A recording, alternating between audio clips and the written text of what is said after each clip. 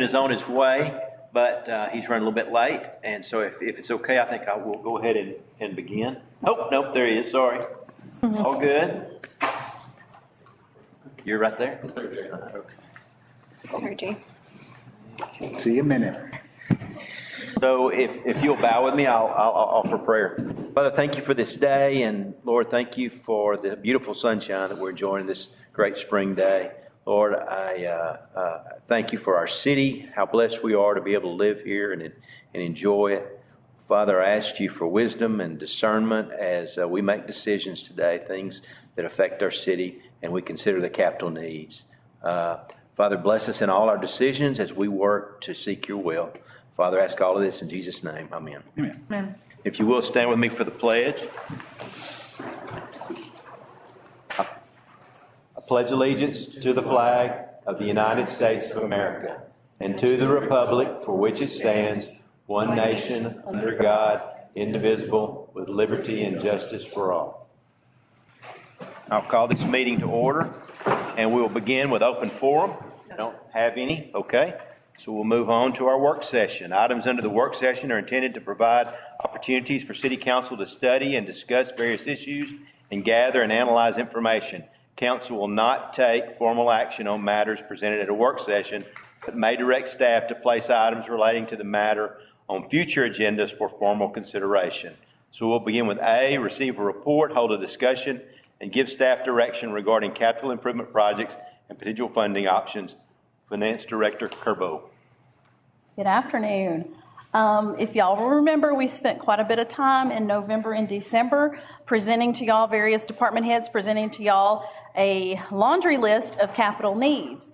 And as promised at my December meeting, we are going to follow up today with some proposed packages for y'all, looking at various projects that we feel we are able to present as funded options at this time.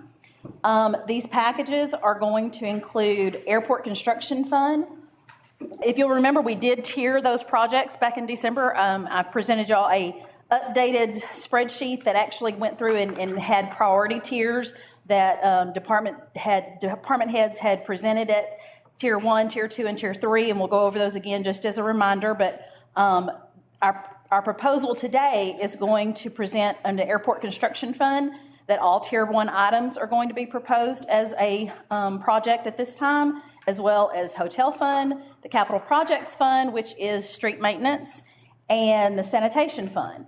In the General Fund, we're going to propose a combination of tier 1 and tier 2 items. The majority of tier 1 is going to be addressed, and some of tier 2 items.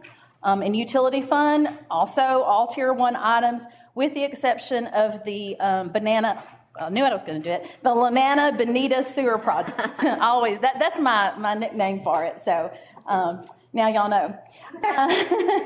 So these packages, as we're going to present them to you today, do not propose a property tax increase. What we're proposing is replacing the debt that is rolling off this next fiscal year for like. So the debt rate will not be a proposed change in that debt rate. And we are not proposing any utility rate increases for the items that we're presenting as a package today. Today, what we would like to do is to obtain some consensus and direction on these project packages that we're going to present, on the funding recommendations that we have presented to you, whether that be cash, debt, rate increases, whatever that we're going to present as we get through here. The use of our Arpa funds, this is going to be something that we do need some direction today on. The end of this month will be the first reporting requirement for the feds for the use of those Arpa funds. And so we would like to get some direction on the use of at least that first tranche of money. And on the completion of a utility rate study so that we can begin to look at some of the tier 2 items in the utility fund because what we're presenting, as I said, does not propose a utility rate increase, and we have quite a few larger items in the utility fund that we still need to address that we're not able to do under the current rate structure. So again, our priority tiers, as we presented in December, tier 1 is an immediate need, items that we're going to need within the next 1 to 2 years. Failure may occur, or there is a possible regulatory or safety issue. Tier 2 items were expected need within the next 5 years and not a current safety issue. And then Tier 3 is not a necessity, may provide an efficiency, it may be an economical solution, or an enhancement to the quality of life. So what are our funding sources? Currently, we have cash reserves in a number of our funds. We have user fees that we collect that can fund these capital improvements. We have debt that we can issue, both property tax supported and revenue supported debt, various grants, and the federal stimulus money. So those are the things that when we look at bringing to you some proposals, these are the ways that we can look, and we've made a little bit of everything. We're using every avenue that we can to try to fund as much of the capital needs as possible. So we're going to start with some of our smaller funds. They're a little bit easier to digest. The Airport Construction Fund, if you'll recall, we had 2 projects there. One that was a Tier 1 item is the runway and taxiway. This was $1.5 million. We actually have that fully funded by a TxDOT Aviation grant. The city match would probably be 10%, and so that would be $150,000. The Airport Construction Fund does not generate its own revenue, and so that would be a match from the general fund. But the additional grant funds will complete that project. Now, there's a Tier 2 item that is currently unfunded, and so those are items that we'll be looking at future grants, donations, debt, whatever that we are able to proceed and make that happen. At this point, though, we're looking at Tier 1 as an option for y'all to approve to go forward with the grant funds to finish that. If y'all have any questions, always just stop me. I'm gonna. Runway taxiway, that's just resurfacing. I'm sorry? That's just resurfacing. The runway and taxiway? I believe so, yes. I'm getting head nods, yes. Okay. So we're gonna jump over to the hotel tax fund now. There was only one project, basically 2, but one project that was Tier 1, which is Zion Hill Parking and Exhibits, was $235,000. And we have currently have hotel tax revenue to cover that. And so that is a fully funded item as well. So we're going to propose that we go ahead and include that in the proposal to complete that with the cash reserves in the hotel fund. I have a Yes. question on this one. First of all, can the hotel tax go to other almost anything, or is it? No, the hotel tax is very restrictive on what we can do with the hotel tax. And so our hotel tax money, if you recall, 72.5% we transfer to the CVB. We have a $25,000 annual transfer to the historic fund so that we do historic restoration grants. We also pay a portion of the Expo Center, the community convention, whatever, the Expo Center. Civic Center. Civic Center, that's it. And so what's remaining in that fund can be used for the maintenance on some of our historic sites, the Stern-Huya, the Durst Taylor, the depot, but they're very restrictive on what we can actually do with those funds. So really my bigger question is, I mean, I know parking, you're not going to get a grant for that, but for exhibits, I mean, are we making any efforts to apply for grants for the exhibits? Because I would think this is something that Well, this fund particularly, we have received quite a few donations from foundations in the past, and Brian probably can address the grant issue, but I know we have received quite a few donations for the Zion Hill project itself. So, I mean, I know there are grants for this kind of particular historic preservation, but also historic exhibits. And yes, ma'am, Jessica Sal and I have both visited with specifically the Summerlee Foundation, which they've already provided some funding for this program. We visited with them just a couple of weeks ago, and they are very interested in providing some additional funding for the exhibits. The $200,000 for exhibits in this instance, we don't expect that's going to fully fund all the exhibits. But we staff felt it to be wrong to go out and say, here's our exhibit proposal, without getting it built from the community itself. So a lot of this is the bones for exhibits. And then working with the community itself, E.J. Kimball Alumni Association, those people who actually use the church, having them help us design and build the exhibit based on the bones that we get from hopefully this funding here, and then using things like the Summerlee Foundation for the additional funding to finish it out. Does that answer more directly? Yes, but I would hope we would be more aggressive. I mean, there's national foundations that this is right up their alley to fund this Yes, kind of. ma'am. Over the years, we have solicited grant funding from, I can't even tell you how many different foundations for funding for Zion Hill specifically. And we've received several of them, but most of them are small, $5,000, $6,000, $8,000 type grants. Well, Okay. Any other questions? Okay. The Capital Projects Fund, which is our street maintenance fee program. This is a annual $750,000. This was set up with the street maintenance fee by ordinance in February of 2018. And so this tier 1 cost of $2.75 million is actually 5 years of the $750,000 that were required by that ordinance to fund for street rehab. And so this is fully funded with those street maintenance user fees over the next 5 years. Our sanitation fund, we had 2 items, both tier 1. One was a permit amendment and one was new cell construction I believe maybe in year 2 or 3 of the proposed 5-year plan. There are cash reserves available to fund both of these. Over probably the last 10 or 15 years, we have been setting aside money annually in the budget to both fund any closure and post-closure costs with the landfill, but also to fund new cell construction. And so we do have those cash reserves available to fund this. Quick question. You said that we've been setting it aside in the budget for that purpose, but does that mean that it's restricted to, legally or in any other way restricted to that purpose? It's not legally restricted to that purpose because it is the reserves that we transfer every year.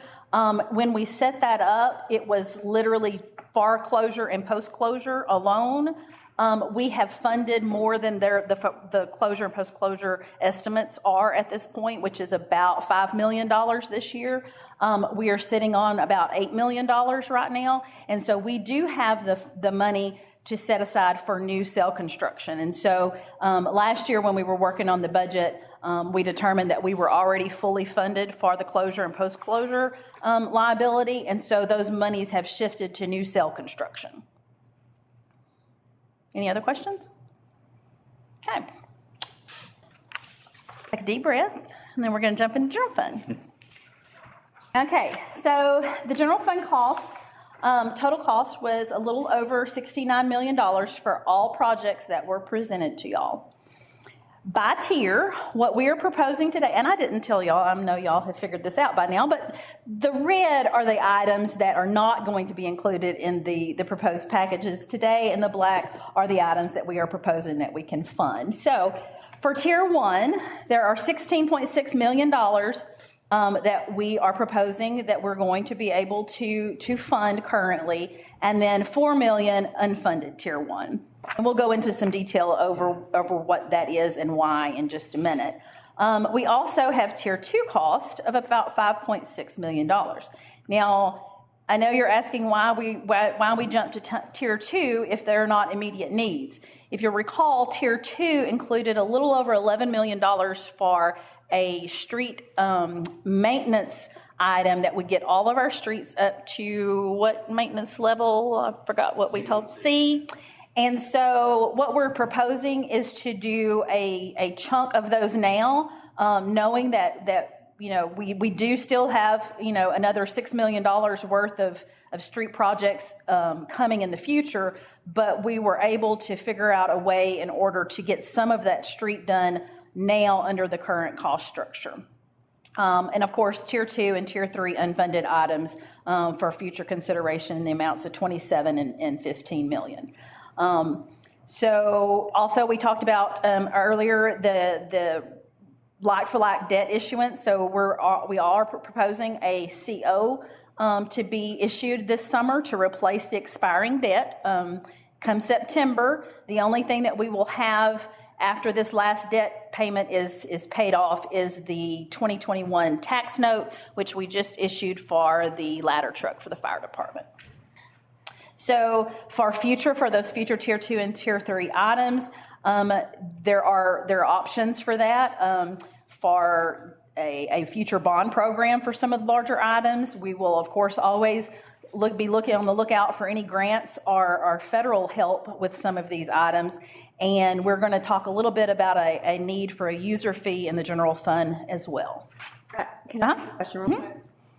So based on the color coding, right, it's like a tier 2 item of 5.6 million is being funded, but a tier 1 item for 4 million is not. And I'm going to explain what that is. Yeah, that's one of those annual costs, and I will explain that in detail in just one second. So to start with the proposed bond issue for this year, this is the like-for-like. This will replace our expiring debt, and there will be no tax rate increase. Our current debt rate is 0.08229 per $100 valuation, and so what we're proposing is to stay at or below that rate. We have run some scenarios with our financial advisors, and we feel like that we can issue around $20 million and stay under that tax rate. Now, understanding this is all based on current valuations and the bond market, and so this will be fluid over the next few months, but we feel like $20 million is a reasonable estimate at this point. They give you a guess on rate? Right now, they have figured these at 3.75, which is about 0.5% over what it currently is. But with everything that's going on with the market right now, by the time we pull the trigger on this, we could be looking at a little bit of different rate, which may entail us tweaking these numbers a little bit. So that's why I say this is our first shot at this. As we go through this, we may have to see that we may have to change some of the figures and what we do to stay within the current debt rate. So what are we proposing to include in this CO issue? All these are tier 1, with the exception of the citywide street rebuild. So here you have the central fire station, which is a little over $8 million all in.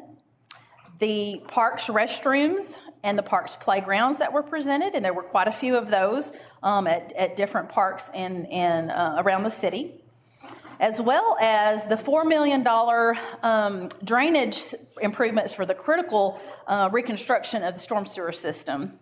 Now here comes the part of tier 1s that we are not funding. So the annual storm system repairs is $1 million. So in your original packet, that total was $5 million, so because it was an annual $1 million over the 5 years. What we're proposing here is to do year 1 of that. So we're going to do $4 million worth of the critical stuff, the items we know that need to be addressed, and then the $1 million is going to handle some of the smaller drainage issues around the city. So when I mentioned earlier that we had some user fees that we need to discuss, this is where that comes in. And we'll talk about it a little more in a minute. But drainage in the past has been budgeted out of the utility fund. And it is truly a general fund expenditure. There is no mechanism currently in place to fund drainage in the general fund. And at $1 million a year, you can see that is something we are going to have to be able to build in a revenue source in order to continue the drainage improvements and any emergency repairs over time. And so that is one thing that we're going to seek some direction on when we get to that screen in a minute, is what we can do to implement a revenue source for drainage in the general fund. And then, of course, the citywide street rebuild, I believe, was a little over $11 million all in, and we're proposing to do the first $5 million of that with this CO bond issue. Does anyone have any questions over the projects that we have presented as part of the CO? Any questions why we chose what we did, or any questions? I have a question about restrooms. Okay. It might keep later on. I'm very concerned with and I mentioned this to yesterday, and that we actually have restrooms for our visitors to Nacogdoches, functioning restrooms and restrooms for people who are differently abled, wheelchair accessible. And can you give us a status of what we actually have, for people today when they come and visit? Are they functioning? As you know, I got 2 complaints just over the last weekend related to the Volkswagen show. And then I've had different people ask me about what are handicapped accessible restrooms that visitors can use. Can you? So there's a couple of questions there. First, in terms of handicap accessible, all of our parks have ADA accessible portable potties or built restrooms. So in the instance of like the VW show this weekend down at Festival Park, that was one of the restrooms that met a demise during the snowstorm. And so that facility itself is locked, but we have 2 portable restrooms, porta potties that are down there, one of them being ADA accessible and one of them being a non-ADA accessible. Same thing at Pecan Park, we have one of each. So the buildings, the parks that we don't have a facility available, we have one of each of the porta potties available. So that's what we have today. And then going forward, we have 4 restrooms that are currently budgeted. It's separate from this that you're seeing from Pam this evening, that are under design, and within the next several months, as we visited about last night, at some point this summer, we will be able to present to you council with 2 options. One of them is a local design and go out and bid, and another one is the prefab unit. And so we can talk about the benefits of each and make a decision on which avenue to proceed with. Okay, and the other question I had related to this is, I know there have been in other cities, people have been telling me about issues related to restrooms in parks that are just utilized by local people instead of utilized a lot by outside, visitors, through our Visitors Bureau. And they had questions about safety and cleanliness and upkeep, because there seem to be different issues related to that as opposed to the ones that visitors come in. But there may not be. I was just asking that. Is it worthwhile to maintain restrooms in all those parks, or do they actually create a hazard? That's what. Yes, I believe it is worthwhile to maintain the restrooms in all the parks, because all of our parks are used by citizens on pretty much a daily basis. In fact, I can't remember an occasion where I've been to a park that someone hasn't been at the park. Okay. And some of the parks, not all of them, are used heavily by out-of-town visitors as well. Pecan Park, for instance, hosts schools from all over the area on a regular basis. So that's people from outside. And then places like Festival Park host citizens and visitors from out of town. So each park is slightly different. My answer is I think it is important that we maintain facilities at each of our parks. And they are or will be handicapped accessible. Oh, yes, ma'am. And that's something that, we as a staff want to do, but we're also required to do. Right. So we don't really have the option to build one that's not accessible. And that includes from the parking lot all the way up to it. So anytime we make that improvement, we make the entire area accessible. Compliant. ADA compliant. Yes, ma'am. So then some of the issues may be not related to capital improvements. They may be related to, how often they're cleaned and Yes, ma'am. supervised and all that. So I'll take it off the table. And You answered my capital improvement issues with it. To answer one more there, Councilman, is that our current restrooms that are open are not easily cleaned because it's an old design. Right. And whether we end up with the local design and build option or the prefab option, they both are built for easy cleaning. Yeah. And so that will greatly improve the cleanliness of them because it will take far less time to clean them so they can be cleaned more often. One of the questions that came up, I think, in our last CIP discussion was even surveillance kinds of things at the park. I think Mr. Bolden raised that issue about equipment so that we could see what's happening in the parks at different times. Is that part of what we're looking at, or? No, ma'am, this is for the physical Okay. building itself. Have we done anything about, because that's, the reason that those things tie together is because of the safety issues and what happens in parks. And I visited with our police chief, not regarding security cameras, I'm sorry, I must have missed that meeting where that was discussed. But we have talked about additional ways to make people feel safe when they are in our parks. And we've had several discussions about that, but I will also visit with him about security camera type issues as well. And you and I talked yesterday about the vandalism, you know, in the restrooms, how you can't keep them clean if people go in and wreck them. I mean, every 30 minutes or something, so. Okay, well, that's a different discussion than capital improvements, but thank you for answering all those questions. Yes, ma'am. Can I ask a follow-up real quick? What are the security issues besides the vandalism that you guys are alluding to? Well, Both of you are saying it, so whoever. You. okay, well, in different parks and different, there are different activities that go on in the evening, you know, it may be drug usage, it may be in different part of the parks. I'm following up on Mr. Bolden had a very specific issue about having cameras in some of the parks. I don't remember which park, but I do know in other cities that, but I don't know in this city, but in other cities, there have been issues with, safety, you know, people being safe in parks at night, and, you know, so. Have the call boxes too. Yes, not at all of our parks, and we're working towards getting them at all of our parks, but what Mario is referring to is the blue call boxes like you see all over campus. We have those at several of our facilities. But in terms of crime at our parks, it's almost non-existent, and that's from the police department directly.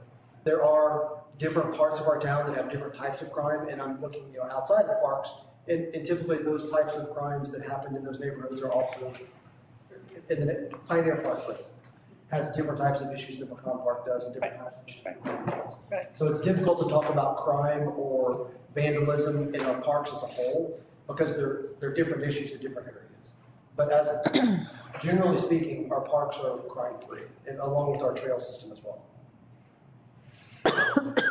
You've got 4 in the budget. Which ones are they? Currently in the budget is Pecan, Maroney, Sportsplex, and Festival Park. And then what's the 1,320,000? That's, I have it. Do you have it? The other parks. You have it, okay, good. that's Bonita Creek, Mill Pond, McCrimmon, Ritchie Street, and Lake Nacogdoches West. Gotcha. Thank you. And y'all also, there's an updated sheet, y'all should have there, and it's black and red, so it's gonna show by fund, the options the ones that we're presenting. So if I just say parks, restrooms, you can see on here the details. Got it. Thank you. Follow through. If you can see it, because I'm sitting here going struggling to see it myself. It's a little dark. Are there any changes? Because I wrote all over the last one, so there are changes. Changes from December? No, The one you got, or the one that I emailed you last week? on your email. No changes. Thank you. Were you going to ask another? Any other questions? I just wanted to mention part of the security thing is, you know, we were talking about one of the restrooms. You had gone in, somebody had just gone in a half an hour before and had smeared and things all over, you know, so there are issues that always come with bathrooms for some reason. And sadly, that's an issue that's broader than Nacogdoches. Right. That's something that occurs in every city park across the United States. Right. I had seen serious issues in California, out in rural California, that and real serious crime related to that. So, thank you. Okay, so do we have any further questions on the projects that we have included in the potential proposed CO issuance? Based on what you're looking at on the sheet here, and we're gonna jump over and we're gonna talk about cash funding as well, but I didn't want to jump until y'all were comfortable with what's included in the proposed CO issuance. And we can come back. I just don't want to jump ahead too fast. We good? Good. Okay. So, there are going to still be a couple of tier one items, on the list that we are going to propose that we, are able to do with cash. And I've put these in two separate sections. The first four items are going to be items that you have seen on your spreadsheet and were presented during the November and December items. And one of those is we have not proposed the relocation of the Southwest and Northwest Fire Station, but we are asking that we go ahead and fund the land acquisition now, in anticipation of those coming in future years. And so that is something that we can do with cash reserves now, and so that was included. As well as the downtown electrical service, that was a tier one item that was listed at $350,000. And then the Lake Nacogdoches West, this was the accessible walkway to the swim area, I believe, at $165,000. And then, of course, our annual $250,000 street rehab that we are mandatory has to be included every year in the CIP per the ordinance written when we implemented the street maintenance fund. And so those items are items that we had seen in these spreadsheets. Also, one thing that we have come across that we need to get some direction on is if we are not going to proceed currently with the Southwest, Northwest, and Station 4 renovations, and those are in a future funding opportunity, there are going to be some needs that are immediate at those stations. I know that y'all all understand the situation at some of those stations. There's needs for roof repairs, there are needs for HVAC units. And so this is Chief Kiplinger's best guess at year one maintenance items needed at those three stations to extend the life of those stations through the next fiscal year, before we get to the point that we're able to proceed with relocations for those, or renovations of those stations in future years. And so that was added in because at the time that we were presenting all of the fire stations, if we're not able to fund the relocation or the renovation, there are going to be some costs that we need to address in the next fiscal year to keep those maintained and operational. And then we also discussed the airport match on the grant for the runway and taxiway improvements there. That would need to come from the general fund because the airport construction fund does not generate any revenue. And so I wanted to add that in also so that you understand that that is going to be an item that will come out of cash reserves. Although it's not listed specifically in your list under the general fund, it will be coming from that fund. So are there any questions on the items that we have proposed for cash funding?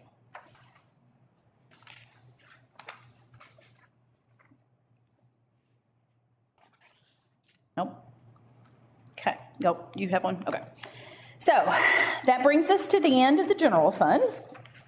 So what we need from y'all is some direction on the packages as presented. If y'all are good with the cash reserve utilization, understanding that we are setting with a cash reserve over our 25% as of today of around $5 million. So we have the reserves to fund this, each of these items going forward out of reserves without putting ourselves in any danger of reducing our reserves significantly. We also would like some direction on the CO bond issuance. Like I said, this will replace the debt that expires in September of this year. There is a timing issue on this. In order for us to this summer bring you a budget and a tax rate, we have to estimate the CO issuance prior to the tax rate setting process. And so I have discussed with the financial advisors, And their time frame for issuance of these COs would be August and September of 2022 in order for us to have good numbers nailed down so that we can set the tax rate based on actual CO issuance. And so although we don't need today yes, we're going to do this, we need to know that there is a time frame for this. And so if y'all are of the mindset that we do want to replace the expiring debt like for like, then I think at that point we're pretty hard on the amount. It's what you want to use that $20 million for. If y'all like the menu of items that we have included in that bond issuance. We also talked a little bit about the drainage. So the CO will cover the first $5 million of the potential right now of $9 million worth of drainage improvements that could be needed over the next 5 years.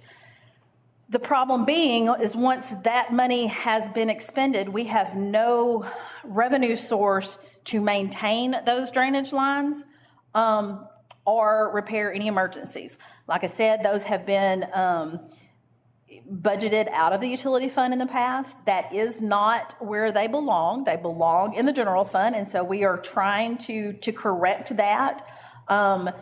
What we would like to do is to do some research. There are quite a few cities that have set up drainage utilities. I have spoken with our auditors. They audit quite a few cities like us that are our size that created that drainage utility for this specific purpose. Kind of probably most of them were around the time that we were doing the street maintenance fee. So it's kind of the same concept to set aside enough money in order to fund those emergencies. Just like with the street maintenance fee, we have the revenue generated of $750,000 a year, and that's what we use to maintain the streets. It would work pretty much the same way for the drainage utility. We would set the fee and then be able to use those fees each year for maintenance and emergency repairs of our storm sewer system.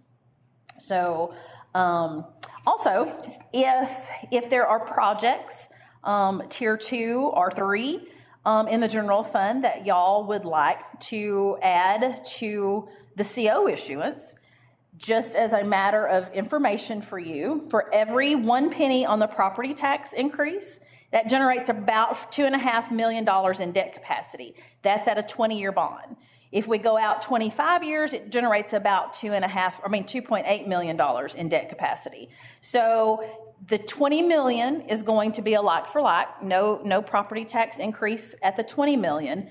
But if y'all wanted to fund, let's say, another $2.5 million worth of street improvements and do $7.5 million instead of 5, that would be possible with a CO with a 1 cent debt tax rate increase. And so just as if there are items that y'all would like to fund in addition, this is just a very simple way for y'all to figure out what you want to do. And conversely, if you don't want to do the like for like, the 1 cent property tax decrease would exclude $2.5 million worth of projects. So that is what we wanted to present to y'all on the general fund side. I don't want to get into utility until we know that we're good on this, because it is a lot. I know I've talked a lot. So any questions, we will be happy to proceed with trying to answer them as best as possible.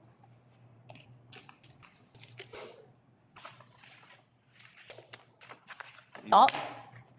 Well, another option is to not fund all the things that are being proposed and then to instead fund drainage.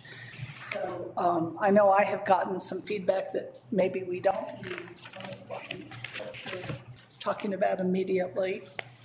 But we do need drainage. And my preference is to get into utilities, because those charges, I'd like to see that. Oh, we're going to, believe me. We're going to get there. Okay. We can do some accommodations to the general fund from, what we charge the general fund from utilities. So I'd almost rather get into. But they're two different funding sources. One's a tax bill, and one's your utility bill. So, I understand. I mean, so really, I mean, again, we can always come back because this is obviously a very fluid conversation. But at the end, what we're going to be wanting consensus around the council is, and again, these are plug and play. You know, you all asked us to come back with what we recommended as a package. We are completely agnostic on these projects. We obviously know we need facilities. We obviously know we need streets. We know we need drainage, and we know we need to make improvements in parks. If there is consensus of council that we need to remove something and fund something else, we're fine with it. We're just letting you know, it's based on directives you all gave us back in December, and certainly back in November, is present us something that does not increase it, certainly does not increase the tax rate, but at least like for like. And so this is that packaging that we brought to the table. And if you all feel like we need to remove something and insert something, or even remove something and not insert something, that is completely up to the council. And one thing that I neglected to mention on the CO issuance, and it really does drive kind of how we chose the projects, is once we issue that CO, we have 36 months to spend that money.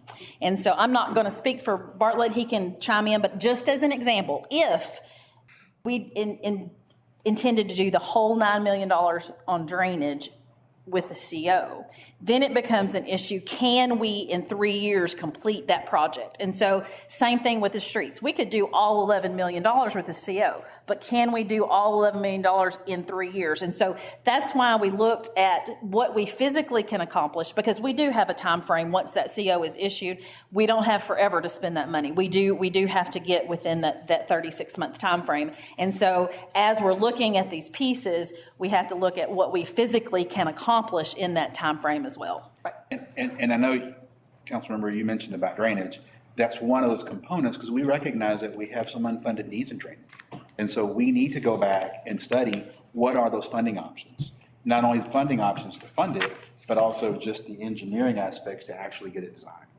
So, I mean, again, at the end of the day, it's the package that the council wants. We were just giving you all our professional opinion of trying to touch all those various key touch points in the community: parks, facilities, drainage, and streets. Can I ask what, if any, tier 1 things were left out that has to be funded through the general fund? Say that one more time, I'm sorry. So all of the tier 1 things that we were presented with in our earlier meetings, are those all included in this proposal? All of the tier 1 things? All the tier 1, with the exception of the 4 years of drainage, the year 2, 3, and 4. Right. Everything else, tier 1 in general fund, is included either in the cash or the CO. Okay. Yes. And so there's nothing left out? Nothing left out in tier 1. I can't see. All the ones are black, with the exception of in general fund. But there is an infusion of about $5 million in improvements with this CO pack. Say that again? There's $5 million Of the 9 million tier 1 drainage. Infusion of money towards addressing drainage. And 4 million left over. Which is year 2, 3, which is the annual, right? But you're discussing about having to fund separately with a drainage fee or. Correct, looking at those Okay. options. Because that's money for things that come up during the year. If we have a failure, the $4 million for the critical is the stuff that we know we have to fix right now, plus $1 million on some of those options. That $1 million for year 2, 3, 4, and 5 is the money that we feel like we need set aside for emergency repairs and some planned repairs that are smaller options. Though that is the only tier 1 that's not included here, is year 2 through 5 for drainage. Everything else tier 1 is included in one of these 2 options, whether it be cash or CO. Okay, then that's what Councilmember Ballinger was talking about, right? With saying, funding the rest of that and saying no to other tier 1 projects that have, okay, I'm understanding. Okay, I just wanted to make sure. No, you're good. That, the drainage utilities option, could you explain that? I mean, I know how the street maintenance fee works, but I'm asking really actually more specifically in terms of what the financial burden added to households would look like. So we looked at this a little bit last year. There were a handful of cities, like I said, that have this drainage utility. we've kind of found the same thing that we did when we did the street maintenance fee. Every city does it a little bit differently, but most of the cities that I looked at that our auditors audit were set up almost identical to the street maintenance fee. So it's a flat fee per month per residence, multifamily residential. And so that's what we want to do here, is to really dig in and see if that is the option that we would like to present to y'all, something similar to the drainage fee, the street maintenance fee, understanding that the street maintenance fee as it sits now, which is $5 a month on residential, generates $750,000 a year. And so kind of in that mindset, if we're needing $1 million a year, then we're going to have to look at some type of fee that generates that $1 million a year. And so if it is a flat fee, then yeah, I would say you're going to be looking at $5 to $7 on residential. And that, we haven't done this research. This is where we want to go to see if y'all are open to having the drainage utility. And we're going to start researching. But that's a lot of cities. It was a flat fee. It was $7.50. It was $5. It was $10. It was that type of fee, similar to what the street maintenance fee is for us. Now, there are some very complicated ways to do this, and lots of cities, and Bartlett can probably tell you, there's a very, very complicated way to set those drainage fees up. We just need to know if this is something that y'all want to look at, because that will be part of what, as we get into the utility rate study, this will be something we ask the consultants to look at, the design of that rate and what that rate should be for us to generate that money. In general, I don't love the idea of a flat fee because it's regressive. And so I wonder, did you see when you were looking at other cities, not flat fee? Yes, and there are a multitude of ways to do this, and that's one of the things that we would engage the rate study folks to look at. They can be very complicated or very simple. Yeah. The most complicated one would be calculating your impervious surface and the amount of water that drains off an impervious surface, and you create a calculation against it. What does that impervious surface have to do? Concrete, I'm sorry. Yeah, So the more impervious surface you have, like parking lots, roof structures, you pay more. Because which would probably should be closely related to like the amount of land you have and the size of your house. In theory, or the type of business that you have, and so. Okay. So, there's very, like I say, it can be about percentage of usage. Percentage of usage. Percentage of water usage potentially as a metric for calculating. Like usage, like drainage fee, yeah. One place that fails is when you have a very large facility, a big warehouse, has a lot of square footage, contributes a lot of runoff. It has 2 bathrooms. And it's not used. No consumption. Most of these, you're right, are flat fee approaches, and they tier that based on commercial is more and industrial maybe more, apartments maybe less. But they tier it similar to what we did. But the other way to look at it is total property area. The more complicated way is how much impervious area do you have. It takes a lot to come up with that and keep up.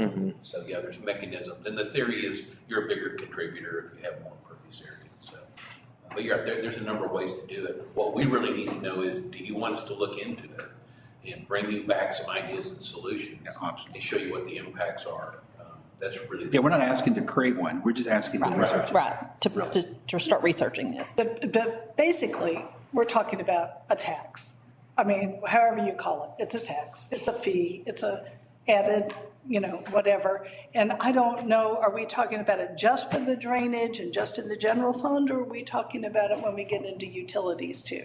So another fee structure in utilities, are we talking about different fees? This is two different things at this point. Okay, but we're talking about 2 fees, or 2 other ways of. Well, one's drainage, which I understand. The other one's just water rates and sewer rates. So this is the only new one. The other fees are existing fees, and what we're going to talk about is the need for a rate study for the existing fees. This is the only new fee that we're proposing. Right now. And so here's where I come from. My top priorities right here are safety roads and water. And we really have to have our water repaired, and I'm not sure, I think some of these, I know you're repairing the water as fast as you can, I assume. And that this takes in all we can do over this period of time, is that correct? Because I'd like to repair our water lines, and I'd like to get, and which is, I know, down utilities, and have drainage. I'm very concerned about drainage because we have old neighborhoods that are impacted with drainage. So I'd like to see our roads and our water, and I'd like to see, first of all, how we do that within what we have, within the resources we have, without adding extra fees. And then after that, we have some things that are not roads and are not water. I think, well, maybe if we want to fund those, then we can think about fees. But another option is to not fund some of those other things, and stay with them. Right. And another thing, and I didn't mention. After the comprehensive plan, because there may be other solutions that are recommended. Right, and what I was just about to say, and I didn't mention this is not a proposal to start the drainage fee immediately, because we're about, if the CO package is adopted as presented, we're going to be investing $5 million in drainage now over the next 3 years. And so the need for that annual $1 million starts after we've finished the projects that we've got going. So we're not asking for a drainage fee in October. We're asking for that to fund future things. And so this would be something that we would research and implement in time, not necessarily right now. Sure. But that makes sense. I know, I understand where you're coming from, but I wanted to clarify that we're not asking you to do that and start billing people in October. We've got to get through the drainage projects. If we go with the package as presented on the COs, we're going to be infusing a lot of money into that. This will be needed to maintain that system after big projects. Other dollars. Yeah. Well, and Pam, I just reemphasize, in the past, drainage has been paid for out of utility fund. Right. And so we're trying to rectify or correct or change that. And that's putting a burden on the general fund we haven't seen, which is already a stressed fund. So we've got to come up with a way. If it was still in utility fund, it would be a different discussion today. Yeah. So we've got to have some mechanism in the future in the general fund to address how we handle drainage. We've been handling some drainage, it just hasn't been out of this fund. And we're telling you that we probably need more. It's 80, it's more. So, Sure. One other point also, and I think Pam, you touched on it, but everything in the CO issuance group that you're seeing are projects that can be executed very quickly. So some things require years of design or months of design and things. So we've got about 10 drainage projects that are virtually or near shovel ready. And that's one reason drainage is plugged in. We can execute and react very quickly with that CO. Same thing that you'll see in utilities in a minute. We have some shovel ready things. So part of our focus in that list was what can we do now, not have designed in 3 years from now. Right. Because again, we have the time frame on the COs. We have to know that when we issue those bonds that we can spend that money within that time frame. So researching the options to fund future drainage costs doesn't mean necessarily that we are pulling the trigger on that, right? not at all. Not at all.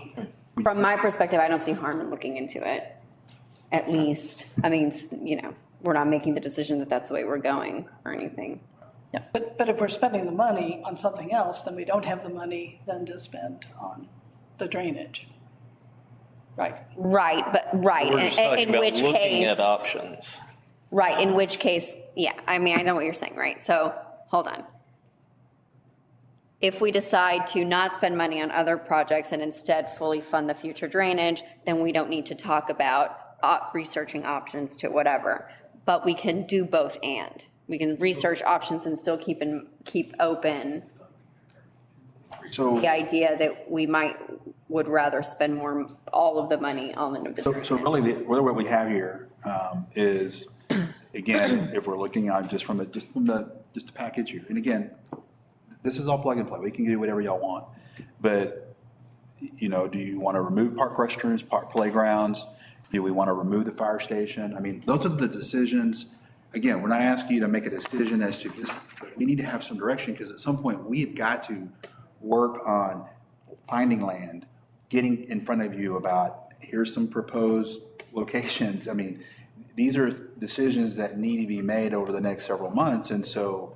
And these tier one issues are already things, they're cans that have been kicked down the road already for years and decades. Again, the recurring theme that you all heard back in November is this. I mean, again, even Pam can go to the previous couple of slides with all the red, the 69 million and change right there. I mean, this is years of deferred maintenance. And so there is no expectation from anyone on staff, and I doubt certainly from council, that we're able to rectify decades of deferred maintenance in 1 year. What we're telling you is that of the 70 million and a half that again, this is in today's dollars. We have no idea what the future might hold as far as inflation, because again, that's so, you just can't quantify that right now. What we're telling you of that 70 million or so, we can handle about 20 million of it.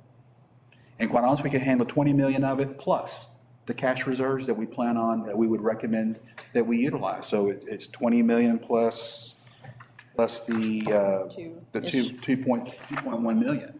So 22 million of the 70. And so there's no expectation that we can fund all of it, because some of it isn't even anywhere near being designed.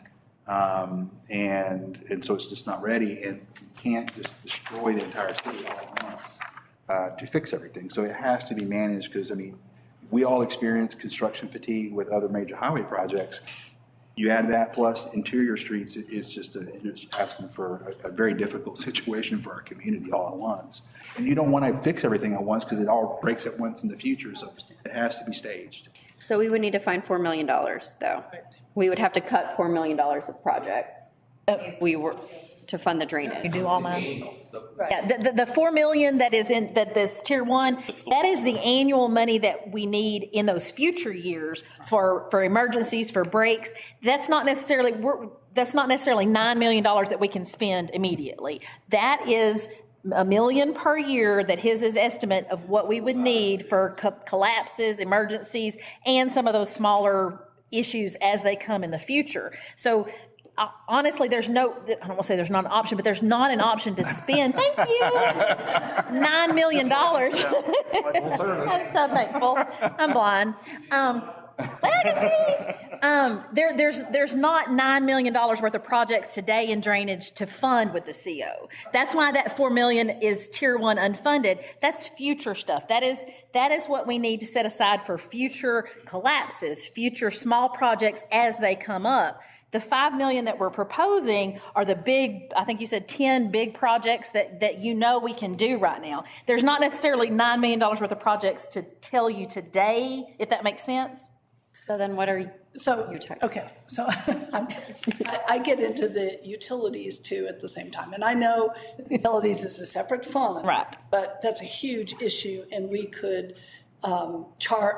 we could not charge the general fund some of the issues. So there is a way to look at that. The biggest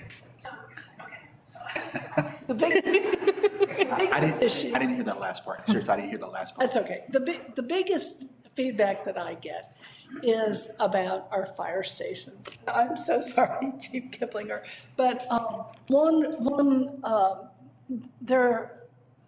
person in particular has asked that we rethink the fire station, the relocation of that central fire station after the comprehensive plan, because there may be value. So just kick that one down the road. And then the other is the relocation of, or the rebuilding all of the other fire stations, particularly when you look at the number of actual fires we have. There have been a couple downtown merchants that don't want the fire station to leave downtown, partly because we have old structures that are connected. And I'm not sure I buy that, because your response time may be better. I think you were talking about your response time if it were located. But that's, I'm thinking even some of the fire station issues, we might wait on that, do the repairs, but we might wait and make sure we have utilities and not create the fee, and then have our drainage and our streets. So are you proposing that the debt issuance is $8 million less? Instead of 20, it's 12? So we have an $8 million thing for the central fire station. And perhaps we might be able to look at it, we might not need all of the bells and whistles that are with it, you know, a top-notch training facility and that's a lot of money to spend on relocating the fire station. But also you have land acquisition for the southwest and northwest fire stations. You know, that once you start doing land acquisition, you're saying we're definitely going to build new fire stations in those areas. And most people that I've talked to would much prefer the money spent on roads and on sewer and on utilities than on building new fire stations. Okay. So that's really where I'm coming from. The southwest one, I think, my understanding is physically has to be relocated because of the proximity to the flyover and access roads. Well, I think it just added, how many, was it a minute or, it wasn't, I asked you before, I don't remember it, but it wasn't that much to a time response. 9 months ago that we did that study, so I can't tell you, Right. but it was at least a 90-second number, I don't have the number. But. Right, it was somewhere in that vicinity, so that was. Was there any potential that added response time is going to affect insurance rates? Absolutely, so it could, because more than 50% of the land on that Old Lufkin Road and 59 South corridor is developed. So that's based on, once you reach the threshold of 50% of the land is developed, you need a fire station within 1.5 miles. Yeah. And it's road miles, is how insurance goes by that. Yeah, so it could have that cost can potentially be passed on to homeowners. But that's something to be we don't know at this point. So that's what I'm suggesting. So, for clarification, so are you suggesting then that we bank that money for years 4, 5, and 6 of drainage? Yeah, or else 1 year. But we have to spend it is the problem. We only have 36 months to spend it. Yeah. So. Yeah, but we So- have, there's no way we can spend an extra $3 million on roads, sewers. Now, the streets, yeah, and I think Steve is going to have, because as I mentioned earlier, we have to be able to physically do Right. the amount that we, if we can physically do $11 million worth of streets in 3 years, I don't know. That's going to be a Steve question, but that comes into play as well. What can we physically do in years 1, 2, and 3? But just keep in mind, we're borrowing this money. Yes. I mean, we are going to borrow it. We don't have to spend borrowed money. This is all. Yes. Wait. This we do. We have to spend all of it as presented. Spend borrowed money, but we don't have to borrow it. Thank you. Right, yes, okay. Appreciate it.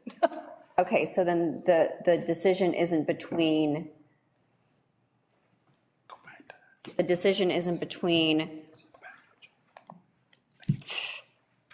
using the borrowed money on fully funding drainage and not the fire station versus doing it as proposed. The decision is whether to borrow, what you're saying then is whether to borrow the 20 million at all. So, And instead do 17 million. so when we get into utilities, what happens is the utility fund takes money, gives money to the general fund. Right. So if we need more money in the utilities, we don't have to give all that money to the general fund. So I don't know, that's what I'm saying.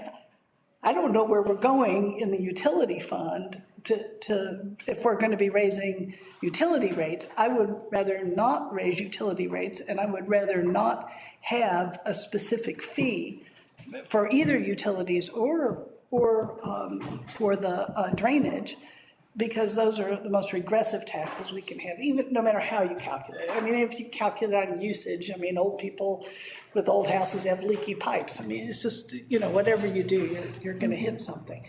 So I would rather us not take in more money if we can find some ways just to think about some of these things a little bit longer, particularly, when we're studying the whole city. So I'm just saying, I'd rather cut back our expenses rather than start. Operating expenses? Well, and what we're talking about here, I'd rather cut that back rather than. well, and that I was going to bring, okay, so you mentioned the interfund transfers from utility to general. Those are operating transfers. They have no impact on the capital equipment or capital CIP. So reducing the transfer from utility to general impacts operations, which is salaries and maintenance and services. It's not this. And so reducing the transfer from utility to general does not affect this. It affects how we do our operational expenses on the general fund side. And so that would create the need for additional property taxes, sales taxes, the other revenue sources to take up the difference of what we are reducing the utility, because it's not about capital, it's about operations. And so there has to be additional operating revenue in the general fund to offset any reductions from the utility fund, because those are operating transfers, if that makes sense. It does, but there's no way even within the general fund to transfer between them. So if let's just say, I'm going to hypothetically say we have $5 million worth of interfund transfers from utility to general. That $5 million, if we were to reduce that to $3 million, that means on the general fund side, I have to find $2 million worth of operational revenues to offset that reduction. Or cut. So we either have to reduce operational expenditures by $2 million, or I have to increase operational revenues. Our revenues on the general fund side are property taxes, sales taxes, franchise user fees, okay, which is charges for services, for the rec center, for the library, which are small items, court fines. And so there's the rub there is reducing that interfund transfer only affects operations. Now, we can reduce expenditures, but understand that in the utility fund, of the $25 million worth of expenditures, almost 80% of that is personnel cost. So then you have to decide where we want to have service cuts, because that is going to be a reduction in staff and services in order to reduce $2 million out of operations on the general fund side. And so that's kind of the difference. The utility transfer is the operational side. What we're discussing today is strictly on the capital side and the use of debt funded property taxes and cash reserves that have accumulated over time. Okay. And not operational.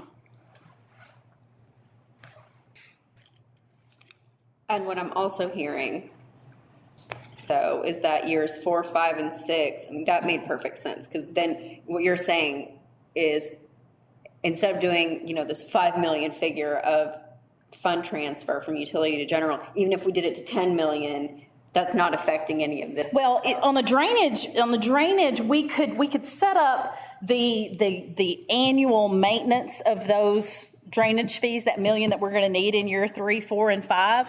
We can have that be part of the transfer. It's not an operational transfer. We're creating a whole new transfer from utility fund, which kind of offsets the reason we were already paying for it out of utility in the past. What we're trying to do is to make this, it's a general fund expenditure that we have not treated that way. And so the option here is that annual maintenance that is needed on drainage, we have to find a way to fund it. If we don't have a drainage fee, then it's funded by property taxes, it's funded by sales taxes, it's funded by, and what we're saying is, in order to find $1 million worth of operational revenue, we can't, if you wanted to raise property taxes enough, you can't raise them enough to fund an additional $1 million. We have a 3.5% cap. You couldn't do that in year 1, 2, or 3. It would take several years of going to the max just to bank the money to do this with property taxes. And so that's what we're saying, that the need for a new revenue source for this is because otherwise we're going to use every revenue source we have available now at the max in order to accommodate this transfer of this drainage to the general fund where it legally should be. It is a general fund expenditure, and we've got to get it there. Sounding more and more like they're really an option. As far as a drainage, some sort of a way, figuring out a way to fund the drainage fee, because if not, then you cut back on other stuff that can't be cut back on, is what I'm hearing, generally. Cut back on services. Or it becomes an issue where we've had in the past, we do this $5 million worth of drainage now, and then you just stop away, and we have deferred maintenance, and in 5 years from now, we're talking about it again. I mean, that was the whole thing is, I'm just a big believer, if you're gonna create something, if you're gonna build something, building it is easy. This is the cheapest part. It's the operations and maintenance of anything that you do, it's the expense part. That's the expensive part. And so, we need an infusion of monies to do drainage improvements. There's no question that this community needs that. And that's what's going to but long-term, we need a revenue stream of some sort, whatever that may be. And again, that's what we want to like to study, to figure out how do we get there. Okay, the CO is 20, right? What was the total amount for the cash? 2.2. To the general. Okay, so even if we said no to all this cash stuff, we still wouldn't have enough money to maintain 3, 4, and 5. You see what I'm saying? So Right, if obviously this, our reserves. Yeah. Now keep in mind, this is not all of our reserves. We've got about 5 million that I'm only proposing to spend 2 of that 5 over our restriction. Could we fund it out of reserves? Sure, but then we have no reserves to do any capital or anything for the next 5 years. right, which doesn't seem intelligent. Yeah. But what I'm saying then is even, because we can't use the CO to fund 3, 4, and 5 because of the Right. time constraints, obviously. So then the only other way that we would be able to fund 3, 4, and 5 without trying to figure out some sort of a way to fund it in the future separately to keep it in the general fund would be to do none of these cash. But even if we did none of these cash, that $2 million doesn't cover it. Okay, so I'm not saying, it just really doesn't seem like we have an option. Well, you're at the end of the day, your option is we create the separate revenue source, or we have to look at property tax increases over time to get there. But even that is tax increase over time. And it's over time to get there, because you cannot increase it enough to get it there in year one. It would take a several year increase at the max in order to get us to the point where we could fund it with those revenues that are coming in. And Pam, if we did that, with dedicated all property tax Right. increase potential, that leaves nothing. That leaves no money to do anything else, right? No, right. No merits, nothing, no additional services, no new programs. It takes up the entire amount that we can generate on the property tax that is completely dedicated to drainage over the next however many years. So that's why we feel like that the drainage fee is something we really need to research and bring to y'all, because that's really the way that we can see that we can fund this and still not lock ourselves into a mandatory property tax increase over time, or deferring it like we've done in the past, just not have any money at all for years. We don't want to do that either. So, Okay. Then, I mean, in that case, I say the same thing. Then from my perspective, I don't see harm in at least having you guys research and bring options. And at the outset, my personal preference is to have it as least regressive flat fee as possible. I'm not going to be okay. Just me, Right. the flat. Gotcha.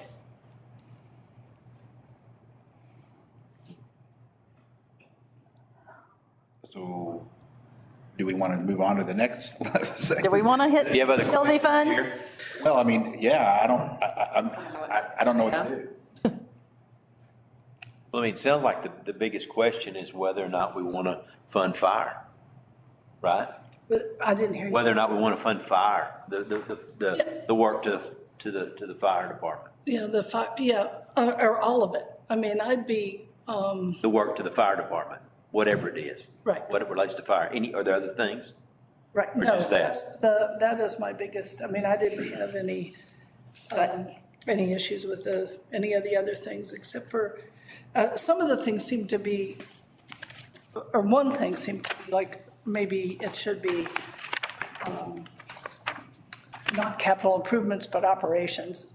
Some of the questions I had about, it may have been under utilities, but it's all right. So I think, yeah, do we really want to fund the fire station land acquisition? I'm not following how saving some money out of this can't help us. It's gonna lower the debt, is what it's gonna do. Right, yeah, lower the debt, which is okay with me, or we could spend the debt on some other things. I know we could do, I'm thinking we could do more with road repair at the same time, maybe not. Could we do more, could we accomplish more road repair? I think we can always accomplish more road repair. Right. But again, we were trying to balance. Right, but I'm saying I'd like the balance to go over to roads. Somebody called me just the other day and said were doing a study for their insurance on their driving, so they put a device in their car. And the insurance company said, well, we're not gonna lower your insurance because you're drunk driving. And he goes, I don't even drink, what was it? And he has to swerve around all the potholes, is what he finally figured out. And so, we really do have some serious road issues. And we're gonna spend $5 million. And we're doubling our investment in roads. We're going from 5 million over the next 5 years. Sure, but that's a help, but I'd just as soon put more money toward that than,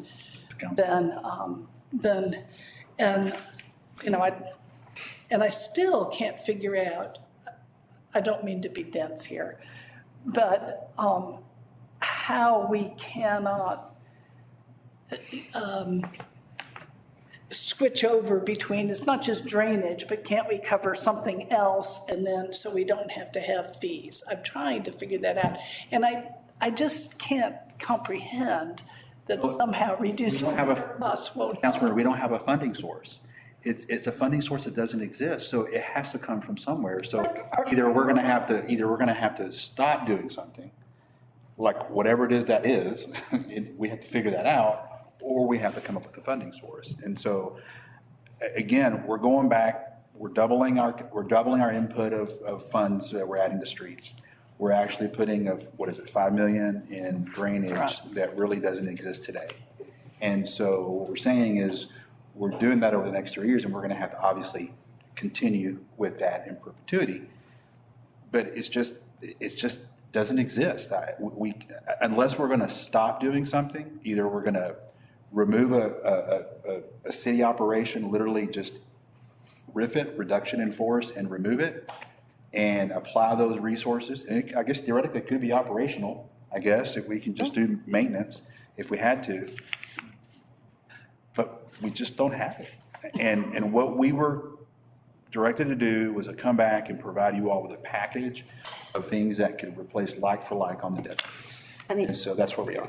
Saving the $8 million in CO bond issuance isn't going to pay for the drainage maintenance. Say that. Saving the $8 million in the CO bond issuance is not going to pay for the drainage maintenance. Because it's an ongoing issue. I mean, it could bump it much further down, though. I mean, it's $8 million, or say we did 6 million and then not do the 650. Well, I mean, the thing that on the drainage is, again, first of all, it's not prudent if we have a 36-month window in which to spend the monies. If we can't get it engineered in that window, we don't want to be incurring debt on something we can't spend on drainage. So again, that's why we're saying, let's look at the study, because we need a plan for years 4, 5, and 6. Right? So if there is no desire to fund the fire department, you have really a couple of options. You can either reduce the CO issuance from 20 and change, 19 and change to something less, or you fund something different. And you've got your list. If you want to fund sidewalks, if you want to fund, again, obviously city facilities are a hot button issue. If you want to fund other city facilities, if you want to fund skate parks, tennis center court. I mean, I'm just saying, there's a whole slew of projects that you were presented, again, the big bevy of projects you were presented back in November that we felt were important because, again, deferred maintenance. But I'm just saying our hands are tied financially in that we're not going to spend general fund monies. I'm telling you, your city manager and your finance director are never going to recommend that you spend general fund monies on utility fund projects. It is bad financing, period. And so, doesn't mean you can't, but it will come against a recommended professional recommendation. But you can do whatever you want. So your options are either reduce the tax rate by the entire amount, don't do anything. Or, again, like I said, pick the projects you don't want to fund, and then either you fund all of them, or you fund, it's your menu of options. Well, we're just telling you, these are all of your tier ones, with the exception of years 4, 5, and 6 on range.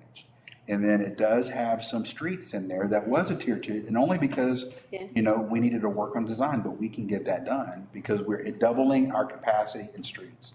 It's never been done in this community. And adding this infusion of 5 million through this debt issuance, plus the 5 million that's planned over the next 5 years, that's unprecedented for this community. Okay, so then let's get into fire. I know 9 months ago, right, a little bit, you got the study done, but from what I remember, and I would have to pull back my notes, the situation seemed very dire. And it seems to me like maybe people don't care about fire unless their house is on fire. So I guess there's about 3 points, if I made it, to respond to your question in maybe a little more holistic manner. The first thing is that this entire tiny print spreadsheet is really the debt that we've already accrued as a community. We as citizens of Nacogdoches have accrued $170 million worth of debt by deferring maintenance over a long period of time. So we have basically said, my roof's leaking, I'm going to put a bucket under it. And now my roof's leaking worse, and I'm going to put a bigger bucket under it. And so we have, as a community, as a group, we have got liability, right, in drainage and streets and sewer and water, because we just we've deferred that maintenance. We've just pushed it down the road. The issue with the fire stations, and particularly the central fire station, is that based on our current number of employees, there are days that there are 2 firefighters on a fire truck, which is a patently unsafe practice that nobody in the world would say is okay. This will allow us to go from 5 stations to 4 to make the minimum staffing division work out to 3 employees on a truck, which is less than optimal, but it's dramatically safer than having 2 of our employees on a fire truck. So that's the reason that was our #1 priority project, was consolidating 2 fire stations that are both 70 years old, that we've never done any major maintenance on either one of them in 70 years. And so this is consolidating 2 very, very old buildings that we've already accrued the debt. We already owe them. At some point, the city has to say, we either want a fire department or we don't. Right. And so we've already accrued that debt. And by making that our #1 priority versus one of the others, collectively, the fire department, the people that work for you, got together and said, that's our #1 priority because we can eliminate 2 really old buildings and improve our safety in a dramatic fashion. And so that's why that came to the top of the priority list. And in the process of eliminating those 2 existing into 1, we also eliminate maintenance costs. We have the option of selling those properties as well to we reduce the number of fire engines by 1, and a fire engine is $700,000 for a pumper, and so we reduce. There's a lot to offset long-term the cost. expense. Yeah, down the road we're going to reduce the number of fire engines we have to replace, and I would guess dramatically reduce maintenance costs. Well, so here's the problem with that, Mr. Anderson. I think that's great that you brought it up. We have about a $20,000 budget for maintenance for 6 facilities in the fire department. I can't replace the windows at Station 5 for $20,000. I can't replace the roof at Station 1. So collectively, over 5 facilities, we have a maintenance budget that's about $4,000 a year per fire station. And so if the air conditioner goes out at Station 3, I can't do any work at Station 2, because we have literally just deferred that maintenance over a period of 70 years. And so just to fix, if we wanted to say that we're going to keep the 5 fire stations we have, and we just want to do the absolute what we have to do, we want to fix them and just fix those buildings, the total comes out to somewhere around $15 million just to pay for the deferred maintenance. And so, yes, the cost of building new is higher. I've certainly discovered that in the last couple of weeks. Up front, but over certainly time. impacting me directly. But there's no evidence that that deferring it further is going to be cheaper. Building a street today is cheaper than building a street in 5 years, and a fire station is no different. And so to me, it doesn't really matter which of these packages you pick. But at some point, we have to address $170 million worth of deferred maintenance. And we can kick the can down the road another 10 years on fire stations. And I've got, it'll cost us about $4 million to do that, just to get the roofs and the foundation and the walls fixed and the bathrooms where they're suitable for your employees to use them, where they're co-educational facilities, if you will, because they're not now, where they're ADA accessible, which they're not now. And so I'm not advocating, I'm not trying to sway anyone, but the fire station is one of a bevy of projects, and the park restrooms are important, and the drainage is important, the sewer is important, all of it's important. And I think if we look at it like that, that we just have to, over the next several years, we need to find $170 million. And obviously we don't have that today. And so how do you get there? And I look at Larissa because she's the way to get there.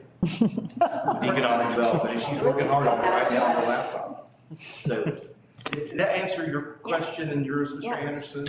Yeah, I mean, I'm glad that Ms. Fisher brought that up because we have been sort of And again, discussing the fire department issues as being an optional thing, and I don't see them as optional. Well, and we took I don't see any of these things as truly optional. We were very holistic and sat around the table with all of us that are in the room and really said, hey, we've looked at each other's facilities. I know that we need some street work, a lot. And I know that we need some park work, a lot. And Pam knows that we need some things. And so I think we all looked at that. Again, though, this is your package. We just presented to you what collectively we coalesced around as making the most sense for this one issuance. Is that right? But whatever way you want to go, we're going to be happy with it. We'll get it done. And I'm going to start designing sewer lines. I think this the tier one issues are tier one because they have been deferred for so long. Well, it sounds like we need to decide as a consensus how many of us want to. So there are certainly other, I mean, Tons of stuff. No, clearly. yeah, and at some point we've got to bite the bullet and pay for it. And so it seems like each of us need And to say it's what we want a to do. painful thing to do. It would have been nice if it could have been ramped up over years and decades in the past. There's absolutely opportunities for us to bring this back, bring you more details, information on, potential size of a facility, the amenities or the components of said facility for fire, obviously streets. And they're doing that. I believe you're completing that paving assessment. So to be able to identify what streets we would tackle first. We don't have that level of detail tonight, or today, but we can absolutely provide that. Just kind of give you more assurances of where they're going to be, the improvements, where they'll be sprinkled around the community. Same thing with the drainage. It's just that we need, again, not decisions, but just direction on where you all are coalescing so that we can actually do that work and it not just be lost effort. That's really kind of what we're looking for. Well, let me make a suggestion here. So I really get the whole thing about consolidating those fire stations. I really do get it. And I've gotten it all along, and I actually have had discussions with people and saying, no, it makes sense to do it. Some people are a little nostalgic about having the fire station downtown. I get that. My suggestion is we just probably because of interest rates anyway, and bond rates, sorry, instead of interest rates, I'll start talking real, banker language if you want. It's interesting. Thank you. I suggest we wait on the land acquisition for the other fire stations. Go ahead and do the central one and just wait on that one. That's the only one I would just. What's that amount? 650. 50,000. 650. It's on the cash. I see it. For a couple of reasons, and some of them are just, so that people can be brought along at the same time. So we would just leave that in reserves, I guess. Go ahead and borrow the 19, 20, whatever the number is, and leave that much in reserves. I'm okay with that. Kind of thinking that. Or reduce the bond to 19. I think the subscription cost on that bond are a factor. I think we've you're got to going to consider. eat the 650 in if you read. I think by the time you get it, maybe not. Because it's going up, 0.25% every. How fast are those bond rates going up? Yeah, but the 650 was not part of that bond proposal. It was a cash. Oh, it was the- Right. It was separate out of the 8,080,000 was just the central fire station. Had they come? Yeah, the six. Yeah, it's actually in the cash fund. Okay, so there you go. So it would just be not utilizing that piece of cash. That'd be fine. Okay, Mr. Anderson, any thoughts? You know, having seen where real estate prices have gone in the last year, I don't know that we necessarily serve the city well by waiting to acquire land, because land is not going to go down. You know, that's why real estate is one of the best investments that there is because it grows in value very reliably, unless you are in a very volatile market, which Nacogdoches never has been and isn't likely to be tremendously volatile, where you can get some downswings, and the downswings happen when things are going very badly anyway. So I'm not sure that putting that off for any particular length of time is the best idea from my point of view anyway. And an option, and I know that you mentioned earlier that, you know, buying the land now commits us to building these stations. Understand that if y'all choose not to do that in the future, we own this land and we can resell that land. So don't lock yourself into, if we buy this land, building this station. It's an investment. It is an investment, and we can, if things go south and we decide not to do those stations in the future, then we have that property to resell at some point in the future. So I just don't want you to lock yourself into thinking if we spend that $650, it means you have committed yourself to those future fire stations. That doesn't commit you to it. It just gives you the ability to, if you want to proceed with that, we have the place ready to go. If not, we can sell it. So That's very helpful to me. Yeah, that does it. That makes sense. So when we do talk about it, we're not going to come back and say, oh, no, we already bought the land. You're going to remind. right. So quote me. Oh, no. But I mean, It's purely, it's just kind of protecting yeah. where it may go. If we put it in the budget, then what's the process to purchase the land? Is that something that comes back to us? Absolutely. Oh, Yeah, we would absolutely. have to have an Yes, executive yes. session, try to actually pinpoint a location. But I mean, before we actually spend it, we. Oh, yes, y'all have to approve that. So, yeah, there will be multiple steps. This just gets it into the budget as a planned item. You will have multiple steps in order to actually make that happen. Yeah, and even if you include it in the budget and just say it comes back and it's Right. it was way off of this number, you all may say, Yeah. We don't want to do that. Just because it's in the budget doesn't mean we have to make the purchase. We just have authorized it to proceed to try to find something that we may not be able to find the land. Who knows? We may get it donated. You never know. Well, there you go. That would be awesome. Fisher. As is, I think. Okay. Yeah, I'm concerned about land values. I hope that we can find what we want for that. I don't know. I'm concerned that we may not be able to. But anyway, at least it's in there. We can let you look and show us what's available. So I would leave it as it is. Okay. So. Okay, so before we proceed to the utility fund, which is even more fun, just so that we know what direction we're going, the cash reserve utilization that we've proposed was the 2.1, which includes the 650 for land acquisition.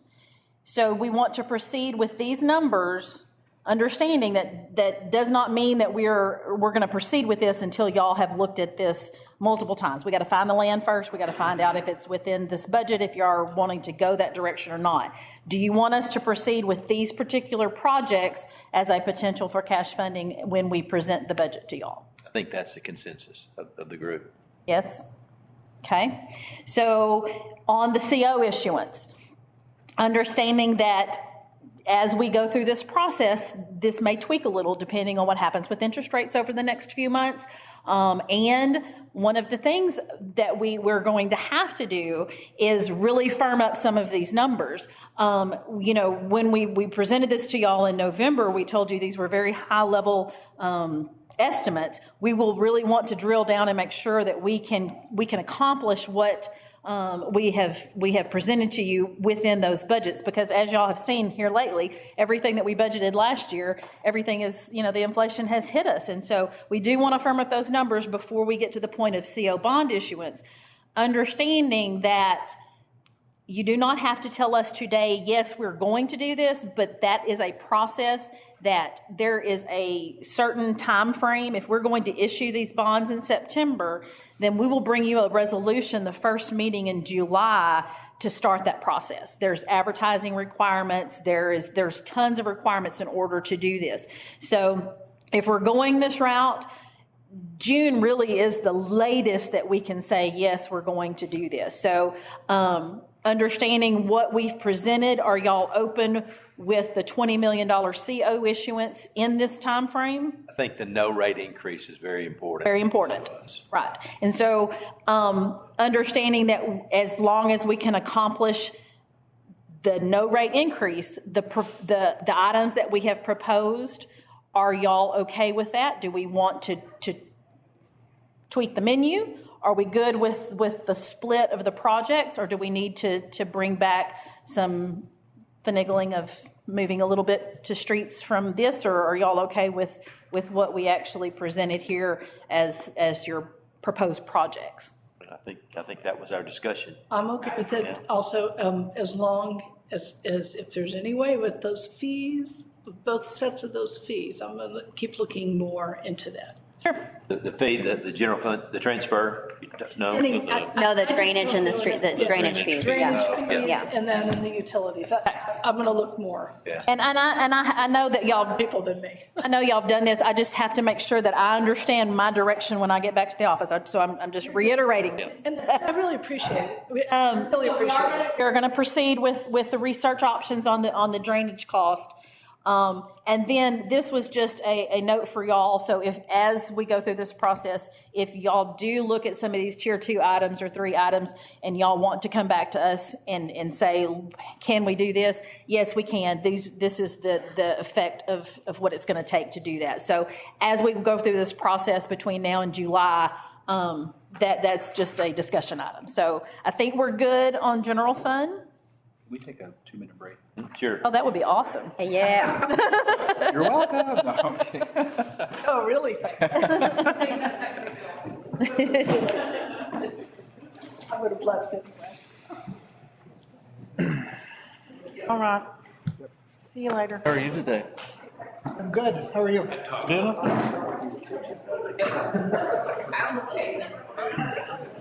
Hey. Have a class to teach. Okay. I'm moving you with me. Thanks for being with us. I think we'll survive the law. You can handle the sewer without. I'll look it up online if I need it.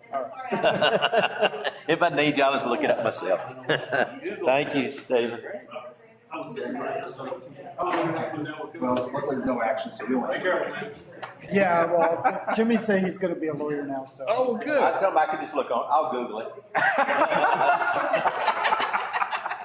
I shouldn't have said that out loud,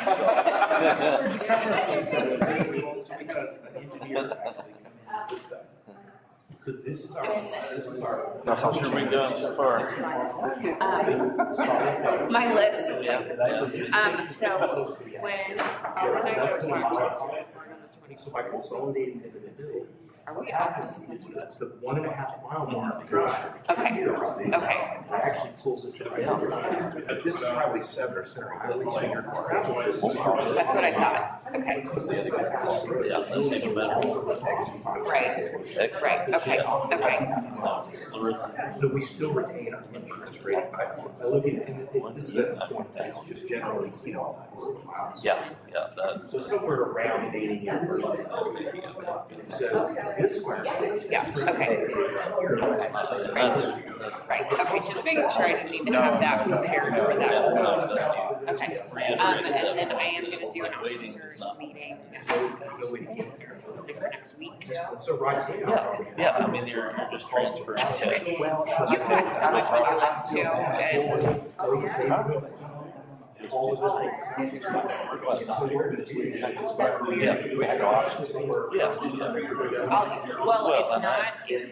so the board meeting is the second Thursday, and the exact, is the week before the board meeting. It is, sometimes it's the last Tuesday of the month, sometimes it's the first. So I'll send you our calendar. Yeah, well, and the fact that they did not have to drive through. A calendar. I'll send you one right now. No, you have so much on your calendar. Especially as All that stuff, just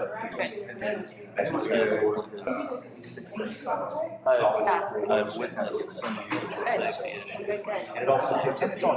I also remember, I know people that. I mean, I was over there gathering up my project. Well, so because that's the one Across the street. Yeah, I was standing on the sidewalk right around the next block in front of my desk. And in fact, the actual 15 district comes all the way to that. Because it's so hard. Because they can travel faster on this road. Because a mile. Now, that's over 3 or 4 years. To get there, that's priority, that's not South Side, that's not. Where is the physical? Oh, it makes sense. And they look at it. Too.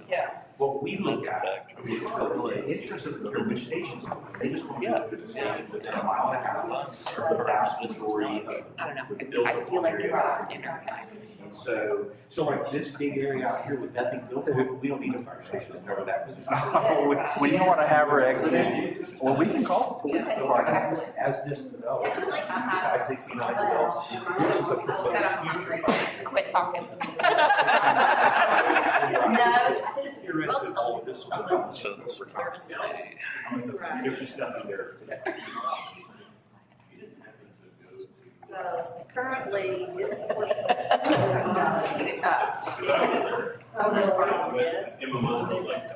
Yeah, it's just, but there's nothing, there's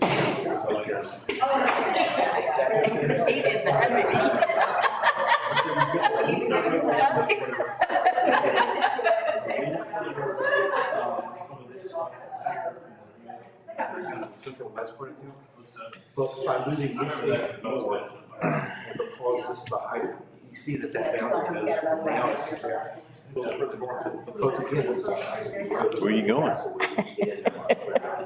So what we do is we make sure that we do what the insurance industry wants to be making the best fire insurance rates from depositors, which is really withholding your homeowner's insurance related to fire.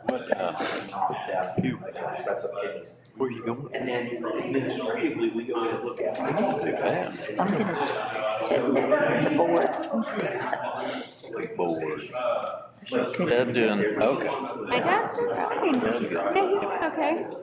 And so. Bounce back well. This station does go Yeah. Yeah, I mean, he's still having like really bad just because that makes no sense for them. back. They also. Yeah. He had a surgery. Two Years ago, I think now. I can't even remember. I don't know. It was because it was pre-pandemic.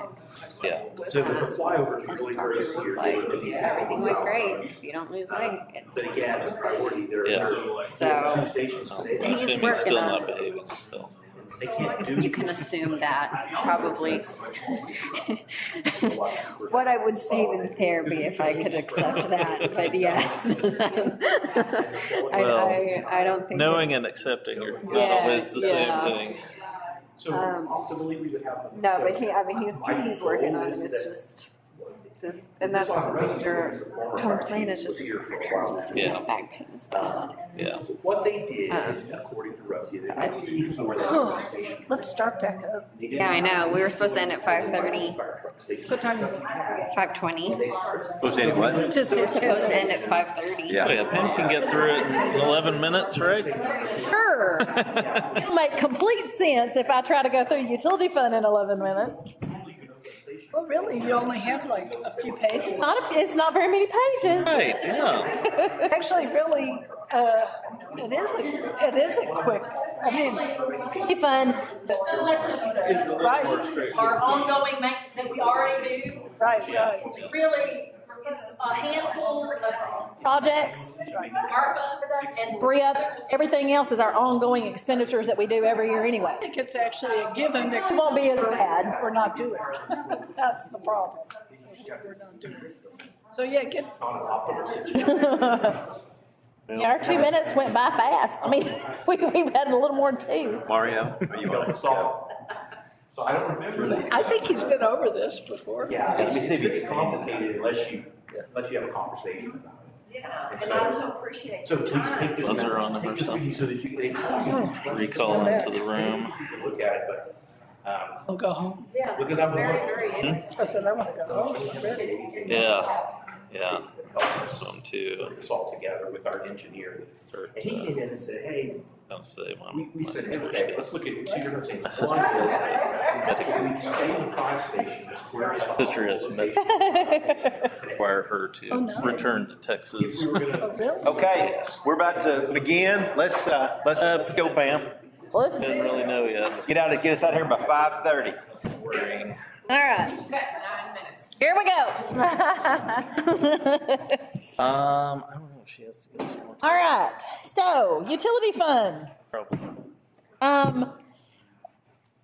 You will recall, if you look at your original books that y'all saw in November and December, there were some operational items that we've had to twist around, and we've changed some amounts. We've gotten some updated figures on some of these projects. So that total cost may be a little bit different. This is our updated and best guess as of today. Here, the tier 1 items, if you'll notice down at the bottom, it's an asterisk. We're actually not going to present you $37 million worth of projects right now. That includes a lot of our ongoing annual expenditures for water lines and sewer lines that we have been funding with cash in the past. And so that is an ongoing piece of that. So that $37 million is over the entire 5 fiscal years of the CIP. This leaves Tier 1 items unfunded of $26.5 million, and that is the banana project. Tier 2 and Tier 3, of course, are smaller unfunded items. Here, you'll notice that the majority of the utility fund are Tier 1, and this, again, is just a reflection of the fact that we have had such a deferred maintenance issue in the utility fund over time. And so here again, funding sources for the utility fund is our cash reserves that we have been building up over time. We do have the ARPA money that we're going to discuss utilization of, and then we're going to talk about a proposed revenue bond for next year. Also for future, as I said earlier, what we're presenting tonight does not include any type of utility rate increase. In order to fund some of this future items, though, that is something that we're going to have to look at. And so we are going to discuss the need for an updated rate study. The last one we had was in 2016, so it is definitely past time for us to do that. Also, a piece of that banana project will be a future debt issuance. There is no mechanism in place to fund $26 million with cash. Let's talk a little bit more about that. So the 26.5, that's Bonita and Lanana Creek, the sewer. Piece. Replacing that's deteriorating. Right. And we're going to have a failure at some time. Some point. So how does that look, Mr. Bartlett? How does that work if we push it out of here? So we currently have $5.5 million. Right at 5, yep. Cash funded to begin the project. We have at least 24 to 30 months worth of design and then acquisition. So we're going to begin that process and get design done and look at easement acquisition. And we're going to talk to you in a minute about how to fund that outside this. Okay. Is that fair enough? Yes. And of course, any upcoming stimulus or infrastructure programs, grants of always are going to be on the table as they come along, and we're able to qualify for that. So, first of all, we're going to talk about ARPA, because as I mentioned earlier, we are on the heels of needing to submit our first report to the feds on our intention of spending that money. As you'll recall, last August, we received our first tranche, a little over $4 million. We are anticipating the second tranche this August. We do not have to present anything to the feds other than our plan at this point. It does not lock us in to that, but it does give them an idea that we're going down the right road and we are utilizing these funds as necessary. If y'all recall, several months ago, you approved a contract with GrantWorks to do the grant administration for our ARPA program. They have reviewed our list of projects and have signed off that they all qualify as a legitimate use of these funds, so we should not have an issue with the feds at any point during the audit process in the future. These are legitimate uses of the ARPA funds. What we're proposing for the entire it's a little over $8 million, is approximately $6 million in sewer line additions and replacements, and then $2 million for major water line repairs. Understanding that we do have the Grants Works contract that has to be paid out of the ARPA monies too. So these are very just rounded numbers at this point. For the first tranche, Mr. Bartlett is going to discuss the items that we are ready to roll on, so I'm going to roll it to him. So you can see this is a list, and we have a few more beyond that were tier 2 level projects that are virtually designed or very close, between 85% and 90%. We've got segment numbers, which don't mean much to you, but it helps us keep track of them. So what you see here is about, along with some contingencies, and some grant administration costs, basically the $4 million, which is going to match your tranche 1. So, I mean, we can talk about any of this. No, yeah, I was going to show him he has a map of this that shows, and you'll have to tell him what. So it's hard to see, but there are all of our priority projects are listed on there. These are just a subset of those that we think is the first and highest priority. Okay. But they're scattered all over town. They're just old places that have failed. So do y'all have any questions on the proposal for the ARPA funds at this point? Okay. I just want to say, we appreciate having the ARPA dollars go into the utilities. Yes, it was a great infusion of funds. It was well timed and well needed. So. And I will say one reason the second tranche. We have more shovel-ready projects, but we are just now working on waterline projects, so I don't have shovel-ready waterline. We know we have projects, but the design and acquisition efforts, that's why you only see $2 million, is we're afraid we won't be able to get that much prepared, more than that prepared in time. So we could spend $2 bazillion on water too, and we're gonna have to talk about doing that in other ways. So this major sewer, because we just happen to be at the point where we have a lot of sewer ready to roll. One tiny little question. GrantWorks, do they do other grants, applying for grants and things like that? Yeah, now, our contract with them is specific to ARPA, but we are looking at doing a general umbrella for other grants. But now, as far as big, like federal grants, we would hire a consultant and the process of that grant. So if it's like a CDBG grant, then that would be a process, and they would be one of the ones that we would submit an RFP to. Another time, but we need. They do other things, yes. Much more. But yes, absolutely. Help in No doubt. here. No doubt. Okay, so let's keep it rolling. So another piece, in order to accomplish the tier 1 items in the utility fund, is to look at the issuance of a revenue bond next year. We're not proposing to do this simultaneously with the COs, understanding though we don't want to wait too long because of the interest rate situation, what's going on. So we'll kind of have to watch this. But part of what we're wanting to do here is to finish out the $5 million for the major water line repairs and $4.5 million for the Southwest Pump Station transmission line replacement. And both of those we can accomplish with a revenue bond issuance within our current rate structure. Now, what it's going to entail is currently we are funding depreciation. I think this year was a little over $4 million.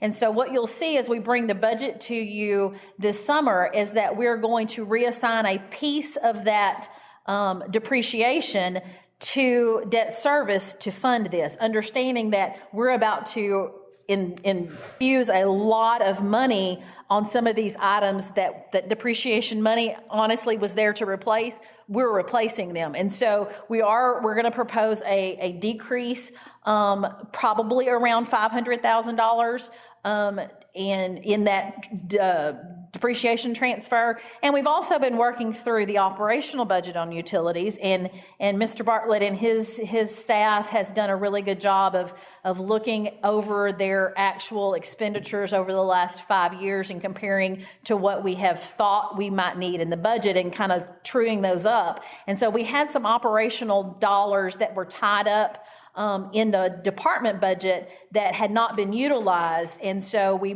kind of got that operational budget there, which freed up some money that can therefore be transferred to the debt service. So we are not going to be needing new revenue to cover this revenue bond. It's going to be with the existing monies that we're bringing in under the water and sewer rate structure as it is today.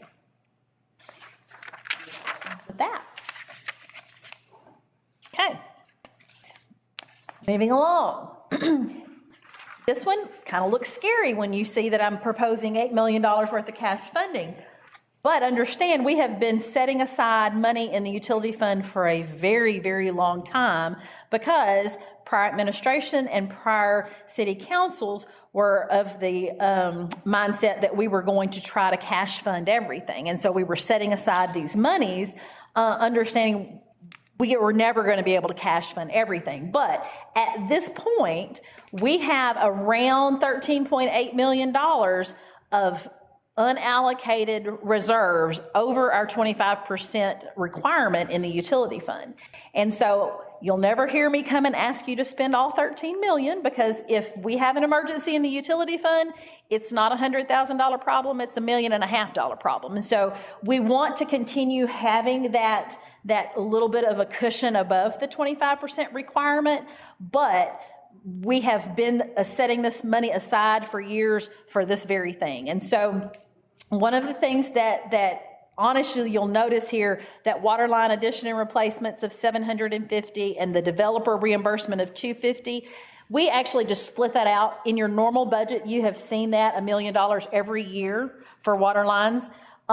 It's the same thing. We're going to propose that we have had that cash funded over the last, probably 7 or 8 years. We're gonna propose that we continue that over the next 5 years. These numbers are for just fiscal year 1 only. Water well rehab, we have $225,000 in the CIP. Currently, we have had that for several years. We're going to suggest that we keep that item there. That is funded by cash currently, and we're hoping that we have the structure in place to do that. The one new item, which is a tier 1 item, is a replacement of our AMI system. We actually issued bonds in 2008 for the installation of that system. We are coming upon end of life there, and so that is something that we want to get replaced, and we want to get it replaced soon. The last thing we need is a system-wide failure of meters and not be able to generate bills and generate the revenue needed. And so we do not want to kick this can any longer than is absolutely necessary. And so this is one of the things that we have been saving for. The money was set aside. Like I said, we've paid that bond off. It was a 7-year bond, and that money is there ready for us to do the replacement. Those are the water side issues. On the sewer, there again, this is a $750,000 combined between the miscellaneous water and sewer. And the reason for this, normally that's $1 million every year. The reason for this is the infusion of ARPA monies specifically to sewer right now. So for year one, we are going to see a reduction in the amount that is needed for these planned items because they're going to be covered by what we are looking at on the ARPA funds. Now, at some point in the future, that will need to go back to the million or higher because over time, I think as you're going to see, we're going to need the additional monies to keep maintaining our water and sewer lines. We're literally looking at the first fiscal year only. The only other item that is a project that was from the spreadsheet is the belt press building of 1.35 million. And there again is one of those items we've been setting aside the money for years to fund. And so this is going to be a lump sum total of everything that we're going to ask that we propose with cash, which will still leave us about 5 million over our 25% threshold in reserves. So will not lose any sleep myself over spending 8 million. And I know that's hard for people to say because you think that's a lot of money. But at this point, we have prepared for this. And so at some point, we need to start spending those monies that we have spent 10 years accumulating. And this is what we feel like are the tier one items that we need to continue the ongoing items and then fund these two. So one thing, the only other two tier one items that were left after doing the ARPA and the cash are these, with the exception of Banana and Lanita. And so that is why we are proposing a revenue bond issue to cover these last two tier one items. Now, I'm sorry, what did I say? You're good. You're doing great. Oh, sorry. Banana, I know. Banana and Lanita. Y'all know, I just need to say banana because it happens every time. So it's banana. Y'all know it is now banana. When we issue the bonds, it will be the banana bonds.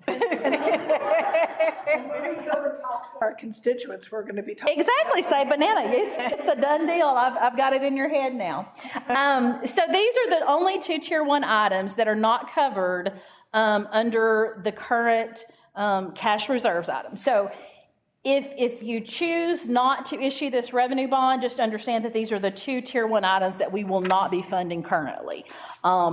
So, there again, it is our proposal in order to cover all of our tier ones. This is what we would suggest. It is definitely not something that has to be done.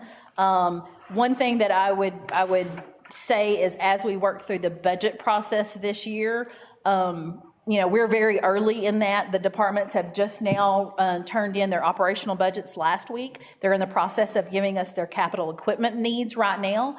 I don't know what those are going to look like. And so if we have a significant amount of capital equipment needs this year in the utility fund, I may come back to you and say, we're going to use, a significant portion of our operational expenses are going to go up because of, whatever we find out. I mean, last year chemicals went up significantly. I'm not sure what we're going to look at this year. So this one is something that is not, there's no time frame like on the COs that I need a decision by June. This is just a proposal for the next fiscal year for us to look at these two items with a revenue bond at some point in the next fiscal year if we want to try to proceed with those improvements. So this is not immediate. This is not an immediate. It was our proposal because we wanted to bring to you a way to fund all the tier one items. Your funding plan, a funding plan. So this is truly up to y'all if y'all want to proceed this route or not. So on the utility fund, pretty much the same direction. On the cash reserve utilization, are y'all feeling comfortable with the proposal, with the amount that we are presenting to you, and the items, the programs or projects that we're presenting to you? On the ARPA, this definitely is something that we would like some direction on, just so that I can submit the first report to the feds. If y'all are on board with us utilizing ARPA strictly for sewer and water lines over the both tranches of the 8 million. And then on the 2023 revenue bond issuance, understanding that trying to stay within the current rate structure, if that's something that we would like to look at during next fiscal year. Now, one thing that is going to be the most important for us as far as planning for the future and these red items here is the utility rate study. Normally, that is something that we would look at every 4 to 5 years. Like I said, ours was done in 2016, so it is past time a little bit for us to look at that rate structure. We have been working on a RFP for that, and so what I would ask for y'all tonight is the ability for us to issue that RFP and to bring to y'all a contract, a proposed firm to look at our water, sewer, and sanitation rates. I would also like to know if you would like to include the drainage fee as part of what they study, or if that's something that you want us to do in-house, kind of like what we did with the street maintenance fee.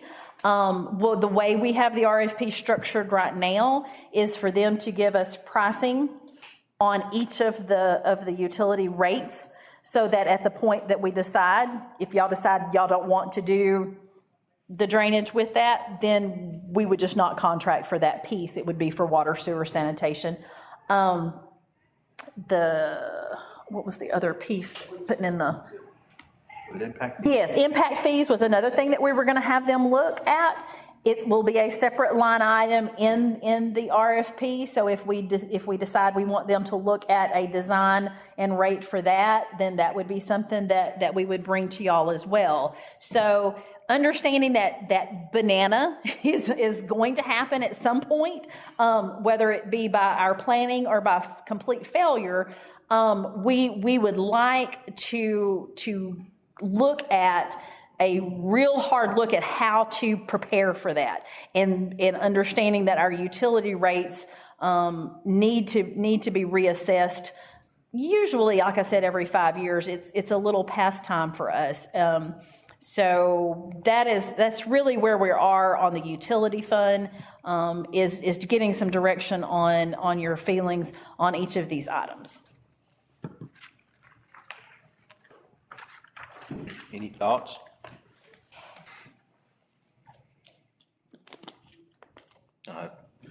I certainly agree with the cash reserve, the proposed cash reserve utilization.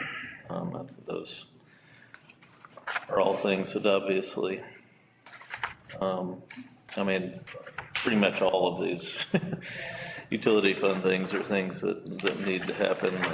And even with the proposed bond, you know, the transfer line, I think that's the one that would allow us to utilize the well portion of the system to feed into the lake portion of the system, so we could cross over more effectively. That one, that's actually just the transmission line. Okay. I mean, it's an old. Well, that's just concrete. 1 year, because it's Right. Plus the airport. and then 2, yeah. The airport. Right. No, this piece comes from the southeast From the lake, yeah. goes cross country a little bit and comes to the loop. Yes. And we have replaced all the way to the plant, all this old cylinder pipe except for this piece. And the reason it's tier 1 is if it breaks, 65% of our water is down. Yeah. So Yeah. that's why. Yeah. So there is another project, yeah, you're right, that connects the two. Yeah, well, I remember you're talking. We've kind heard of about cross that in a country, future CIP, but it's not in this funding, and it is not a tier 1, because it's something we'd like to do, but it's not critical to operating today, Okay. as long as you don't have an ice cream. And I was just doing some quick math. We're looking at, over this, whatever time period we're talking about, an investment of about $12.3 million in water line improvements, or water system improvements, put it that way. So, and then, of course, the drainage with ARPA and the other component.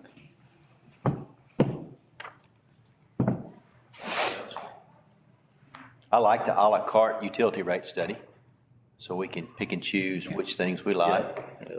Cash reserve utilization, I think that makes sense. ARPA funding, certainly using it on those items. The bond issuance, the fact that is something that we don't have to decide on right away. All the things that we're seeing is that we're gonna see a rise in rates, but we're gonna see them fall back off. So I would like to try to time that. And as we go through the budget this summer, we will have a better idea exactly how much I'm going to be able to transition to debt service, because today I'm saying we can do 10 million. It may be 8 and it may be 12. And so as we work through the budget process, we will be able to firm up those numbers and give you a better idea of what that actually is going to look like before we get there. This is definitely not something that we're ready to present as a proposal today. Yeah, because as you know, the utility fund is all contingent on weather. Yeah.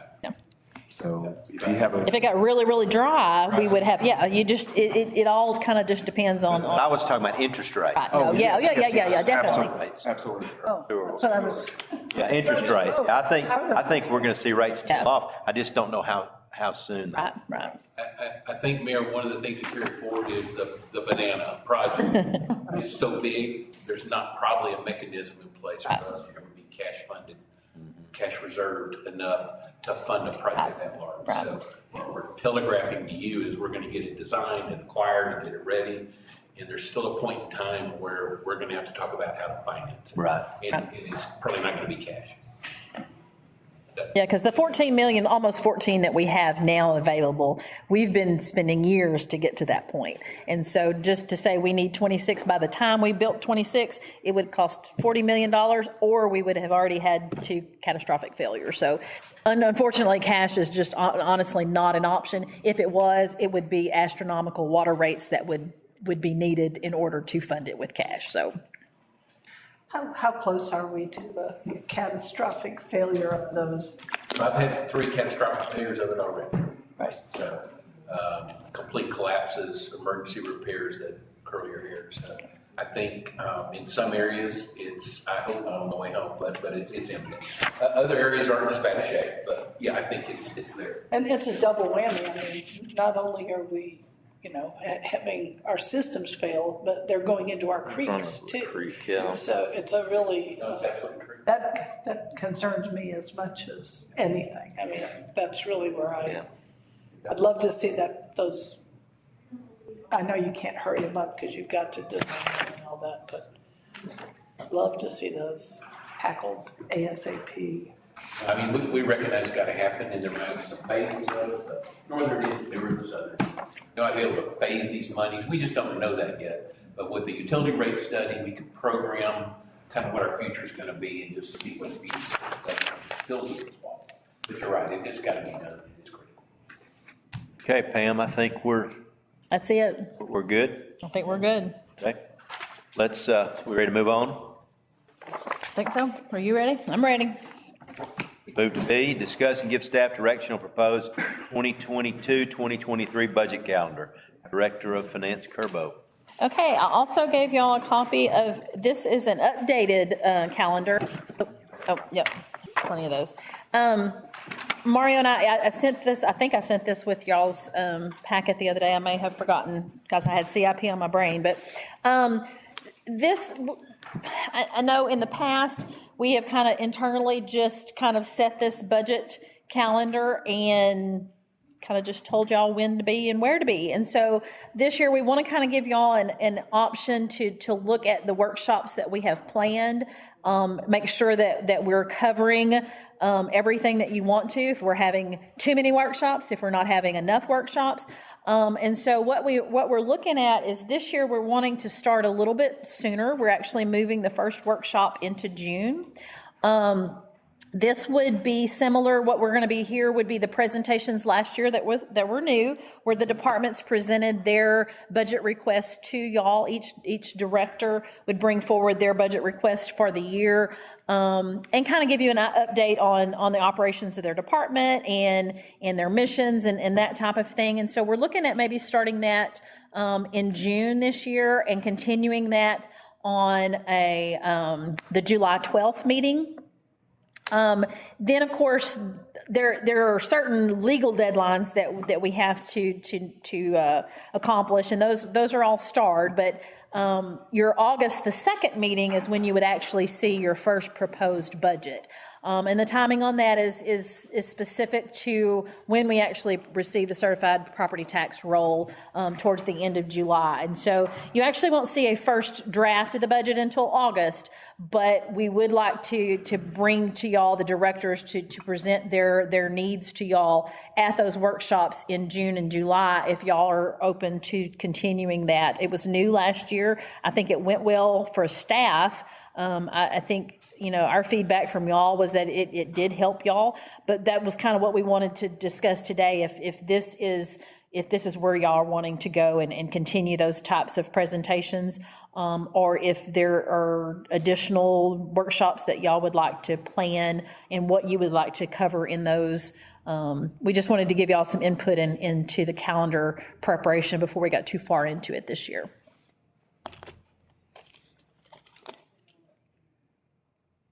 Anybody see any issues at this point? We will have, after you receive the initial budget on August the 2nd, we will have a couple of workshops after that. And so I think, and we started that last year, but you will see many options to see the budget now that in the past maybe we didn't have as many workshops. And so I'm hopeful that this will give y'all, plenty of time to give us some feedback on direction, if we're just off base in which way we're going, so. Pam, you had mentioned, you mentioned kind of the deadlines, again, with the CO issuance and all that. What was that? Okay, so the proposal, if we are to close by September the 29th and the delivery of the bonds, then July, you know what, we canceled the July 5th meeting, didn't we? Or we're going to. Okay, so July 5th is when we were going to have, so we would probably need to back that up and do the June 28th budget workshop. We would also need to issue that resolution for the intent to issue those COs at that point. That would be our pretty much drop dead date if we're wanting to get those COs issued prior to the end of the fiscal year.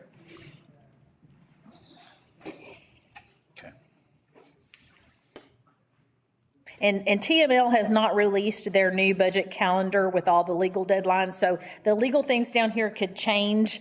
It hasn't in a couple of years, so I don't anticipate that. More what we were wanting today was just to make sure that y'all had enough workshop time, prepared if you needed to add or take away. Okay. Think we're good? Mm-hmm. Oh. All right. Anything else?